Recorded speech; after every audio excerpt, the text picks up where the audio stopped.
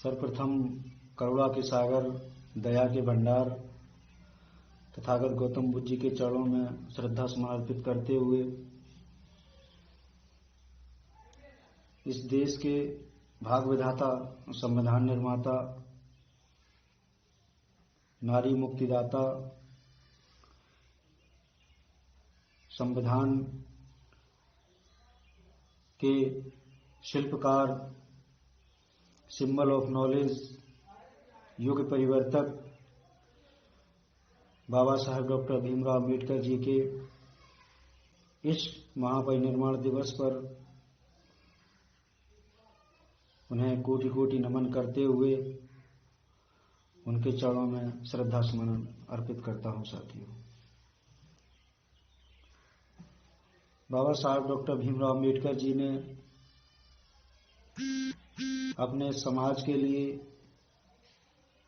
पूरा जीवन संघर्ष किया। साथियों, पूरा जीवन अपने लोगों के लिए लगा दिया और अंतिम क्षण तक अपने लोगों के लिए लड़ते रहे। तो बाबा साहब के जीवन पर वो दर्द भरी कहानी आज आपके सामने लेके उपस्थित हूँ। तो सभी साथी ध्यान से सुने, अच्छा लगे तो लाइक करें, चैनल को सब्सक्राइब करें। राजधानी दिल्ली रात के 12 बजे थे। रात का सन्नाटा और अचानक दिल्ली, मुंबई, नागपुर में चारों ओर फोन की घंटियां बज उठी। राजभवन मौन था, संसद मौन थी, राष्ट्रपति भवन मौन था। हर कोई कसम में था। शायद कोई बड़ा हादसा हुआ था या किसी बड़े हादसे या आपदा से कम नहीं था। कोई अचानक हमें छोड़कर चला गया था, जिसके जाने से करोड़ों लोग दुख भरे आंसुओं से विलाप कर रहे थे। देखते ही देखते मुंबई की सारी सड़कें भीड़ से भर गईं। पैर रखने की भी जगह नहीं बची थी मुंबई की सड़कों पर, क्योंकि पार्थिव शरीर मुंबई लाया जाना था और अंतिम संस्कार भी मुंबई में भी होना था। नागपुर, कानपुर, दिल्ली, चेन्नई, मद्रास, बेंगलोर, पुणे, नासिक और पूरे देश से मुंबई आने वाली रेलगाड़ियों और बसों में बैठने की जगह नहीं थी। सब जल्द से जल्द मुंबई पहुंचना चाहते थे और देखते ही देखते अरब सागर वाली मुंबई जनसागर से भर गई। कौन था ये शख्स जिसके अंतिम दर्शन की लालसा में जन सैलाब रोते बिलखते मुंबई की ओर बढ़ रहा था। देश में ये पहला प्रसंग था जब बड़े बुजुर्ग, छोटे छोटे बच्चे छाती पीट पीट कर रो रहे थे। महिलाएं आक्रोश कर रही थीं और कह रही थीं, मेरे पिता चले गए, मेरा बाप चला गया, अब कौन है हमारा यहाँ। चंदन की चिता पर जब उन्हें रखा गया तो लाखों दिल रुदन से जल रहे थे। अरब सागर अपनी लहरों के साथ किनारों पर आता, थपकता, फिर लौट जाता। शायद अंतिम दर्शन के लिए वह भी लालायत था। चिता जल पड़ी, करोड़ों लोगों की आंखें बरसने लगीं। ये कौन था? इन सबका पिता। किसकी जलती चिता को देखकर जल रहे थे करोड़ों दिलों के अग्निकुंड? कौन था यहाँ जो छोड़ गया था इनके दिलों में आंधियां? कौन था वह जिसके नाम मात्र लेने से गरज उठती थी बिजलियां, मन से मस्तिष्क तक दौड़ जाता था ऊर्जा का प्रवाह। कौन था वह शख्स जिसने छीन लिए थे खाली कासीन के हाथों से और थमा दी थी कलम लिखने के लिए? ऐसा एक नया इतिहास आंखों में बसा दिया था, नए सपने होठों पे सजा दिए थे, नए तराने स्वाभिमान अवमान को दास्तां की जंजीरें तोड़ने के लिए प्रज्ञा का शस्त्र चिता जल रही थी। अरब सागर के किनारे और देश के हर गांव के किनारे जल रहा था एक शमशान। हर एक शख्स के दिल में भी जो नहीं पहुंच सका था अरब सागर के किनारे,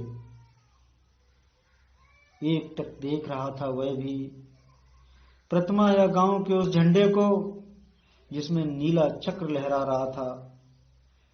यह बैठा था भूखा प्यासा अपना सब कुछ छोड़कर समूह के साथ उस जगह जिसे वह बौद्ध विहार कहता था। गांव शहर में सारे समूह भूखे प्यासे बैठे थे, उसकी चिता की आग ठंडी होने का इंतजार करते हुए। कौन सी आग थी जो वह लगाकर चला गया था? क्या विद्रोह की आग थी या वह संघर्ष की आग, भूखे नंगे बदनों को ढकने से शरीर की आग, असमानता की धज्जियां उड़ाकर समानता प्रस्थापित करने की आग? चौदार तालाब पर जलाई हुई आग अब बुझने का नाम नहीं ले रही थी। धू धू जलती मनुस्मृति धुओं के साथ खत्म हुई थी। वह सारे ज्ञानपीठ स्कूल कॉलेज मरुभूमि जैसे लग रहे थे। युवा युवतियों की कलकलाहट आज मौन थी। जिन्होंने हाथ में कलम थमाई, शिक्षा का महत्व समझाया, जीने का मकसद दिया, राष्ट्र प्रेम की ओतप्रोत भावना जगाई, वह युगधर प्रज्ञासूर काल के कपाल से ढल गया था। जिस प्रज्ञा तेज ने चेहरे पर रोशनियां बिखेरी थी, क्या वह अंधेरे में गुम हो रहा था? बड़ी अजीब कशमकश थी। भारत का महान पत्रकार, अर्थशास्त्री, दूरदृष्टा क्या दृष्टि से ओझल हो जाएगा। सारे मिलों पर ऐसा लग रहा था जैसे हड़ताल चल रही हो। सुबह शाम आवाज देकर जगाने वाली धुआं भरी चिमनियां भी आज चुपचाप थी। खेतों में हल नहीं चल सक पाया। क्यों? सारे ऑफिस, सारे कोर्ट कचहरियां सूनी हो गई थी। जैसे सूना हो जाता है बेटी की विदा होने पर बाप का आगन। सारे खेतिहर मजदूर किसान असमंजस में थे। ये क्या हुआ? उनके सिर का छत्र छिन गया। वह जो चंदन की चिता पर जल रहा था, उसने ही तो जलाई थी जबरन ज्योत मजदूर आंदोलन का, वही जो था आधुनिक भारत में मसीहा। सारी मिलों पर होती थी जो हड़तालें, आंदोलन अपने अधिकारों के लिए, उसकी प्रेरणा भी तो वही था जिसने मजदूरों को अपना स्वतंत्र पक्ष दिया और संविधान में लिख दी वह सभी बातें जिन्होंने किसानों, खेतिहरों, मजदूरों के जीवन में खुशियां बिखेरी थी। इधर नागपुर की दीक्षा भूमि पर मातम पसरा था। लोगों की चीखें सुनाई दे रही थी, बाबा चले गए, हमारे बाबा चले गए। आधुनिक भारत का वह सुपुत्र जिसने भारत में लोकतंत्र का बीजारोपण किया था, जिसने भारत के संविधान को रचकर भारत को लोकतांत्रिक गणराज्य बनाया था, हर नागरिक को समानता, स्वतंत्रता और न्याय का अधिकार दिया था, वोट देने का अधिकार देकर देश का मालिक बनाया था।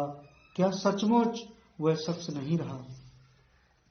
कोई भी विश्वास करने को तैयार नहीं था।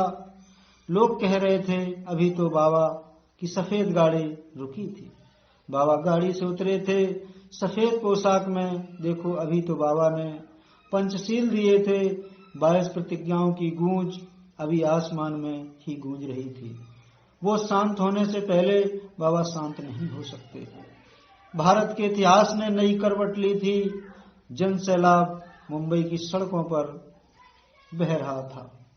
भारतीय संस्कृति में तुच्छ कहलाने वाली नारी, जिसे हिंदू कोड बिल का सहारा बाबा ने देना चाहा और फिर संविधान में उसके हक आरक्षित किए, ऐसी मां बहनें लाखों की तादाद में शमशान भूमि पर थी।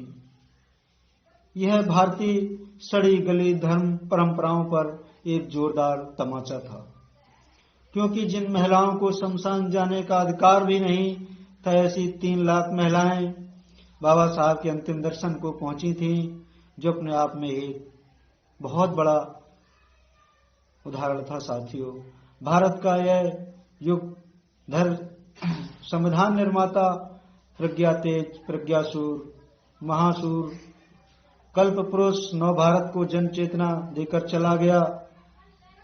एक ऐसी ऊर्जा देकर समानता, स्वतंत्रता, न्यायबद्धता का पाठ पढ़ाकर उस प्रज्ञासूर की प्रज्ञा किरणों से रोशन होगा हमारा देश, हमारा समाज, और पूरे विश्वास के साथ हम आगे बढ़ेंगे, हाथों में हाथ लिए मानवता के रास्तों पर, जहां कभी सूर्यास्त नहीं होगा। तो सभी साथियों से यही अपील है कि बाबा साहब के बताए हुए मार्ग पर चलें, बाबा साहब की दी हुई शिक्षाओं पर चलें और अपने देश के सामाजिक विकास, आर्थिक विकास और राजनीतिक विकास के लिए उन्नति और संघर्ष करते रहें। जय भीम, नमो बुद्धाय।